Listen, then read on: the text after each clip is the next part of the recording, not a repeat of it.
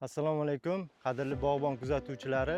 Agar eslaringizda bo'lsa, 12 mart kuni Rizoqul Xoljigitov fermer xo'jaligida bizlar begona o'tlarga qarshi kimyoviy preparatlar sepish jarayonini sizlarga ko'rsatgandik.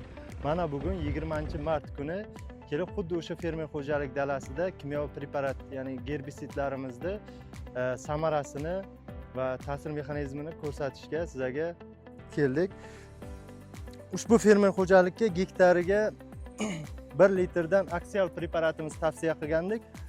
Bundan tashqari gandumak va shu kabi boshqa begona o'tlarga lodin preparatini 500 ml dan sarf-mevara qilib belgilangandi. Bu yerda hozir ko'ryapsizlar, mana 1 yillik o'sha boshoqli begona o'tlarda juda ham sezilarli darajada ta'sir qilgan va sarg'ayib, quriyapti. Bu kimyoviy preparatlarimizda ta'siri yana ham yaxshi bo'lishi uchun albatta yana bir narsa muhim omil bor. Bu yerdagi o'sha namlik. Namlik o'sha 70-80% gacha yerda nam holat bo'lsa, kimyoviy preparatlar yana ham yaxshi samara ko'rsatadi.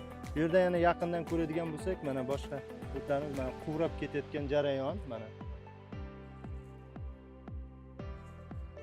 Aynan suli, raygras begona o'tlari mana sarg'ayib juda ko'rishimiz mumkin, bug'doy ajralib qoldi o'sha.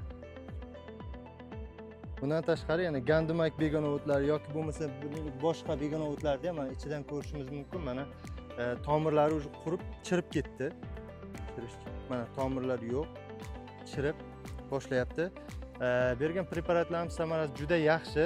Keyingi boshqa fermer xo'jaliklariga ham aynan o'sha g'alla begona o'tlari bilan aziyat chekayotgan fermer xo'jaliklarga bog'bon agromarketi sizlarga mana shu preparatlardan foydalanishni tavsiya etamiz.